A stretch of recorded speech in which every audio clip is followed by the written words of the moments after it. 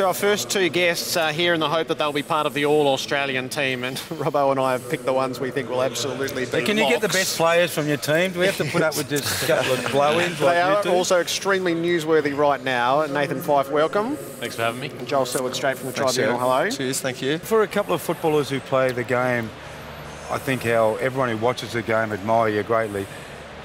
You don't want to see a player miss a preliminary final for that. No, you don't. And it's good for footy that he got off. And I was in a similar situation earlier in the year, and Joel and I were talking that this isn't what the tribunal was for. And I've got to be a little bit careful with what I say, but players don't want to be going into games potentially worrying about incidental contact, which is going to get them weak. So I think it's good for footy that he got off. A lot of the football commentary and the football people, Nath, were really angry that you got put out for 2 weeks for that. Everyone was going, really? That's the new rule.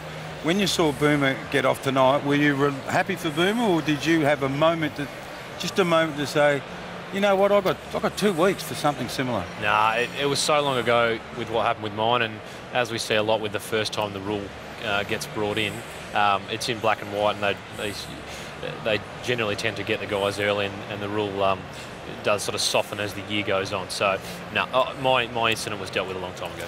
You've got a cut head, you've got a black eye. You're outside players. How do you get these? How do you get these injuries on the weekend? Did you get yours on Saturday? Mine was probably from yesterday, to be honest. Oh,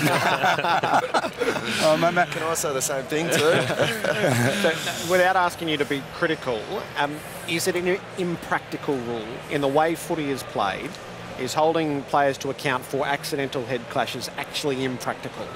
And again, I've got to be really careful with what I say, but particularly the bigger, taller midfielders, like myself, who are quite clumsy, there's going to be a lot of incidental contact when players are going for the ball, and I just think it's just hard to hold players to an account as high as what they're starting to hold players to. When you lose a game of football and you're both out, how long does it take you to get back to normal living, normal thinking? Are you still stewing about it? Or because it's over and you're on holidays, I'll park that and we'll deal with it another time? What's your thoughts now from the weekend?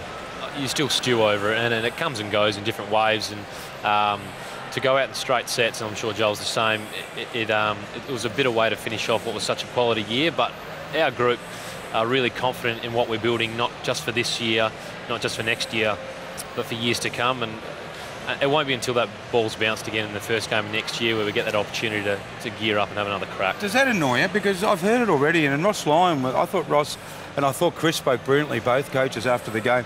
Ross was saying, hey, we're not going anywhere. That's the assumption when you look at Pav's Age and Sanderlands and McFarlane, that this club is going through a bit of a transition. But I look at the squad and I think, I don't see that. They need to find some players, but the core of the players is still pretty young. Yeah, and we spoke about it the other day. I think once you remove some of those senior guys, Pav, Aaron, Luke McFarlane, Michael Johnson, we've got quite a young list, and a lot of guys that have played between that 50 and 100 game mark. So we're really excited with where we're at as a club. We should have a 30-second debate, shouldn't we? On who wants James Frawley more?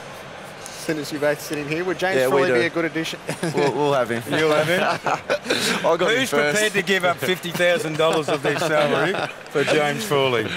Doc is in late play for Frawley. What could he do for Fremantle, do you think, Nat? Yeah, well, this media is all new to me because I've sort of stayed away from it since we lost the game. You've been busy, haven't you? I've been preoccupied a little bit. Yeah, obviously a quality player who could really strengthen up an already pretty quality defence that we've got. So again, I don't sit on list management, so I don't have much to do with that. Well, the captain does.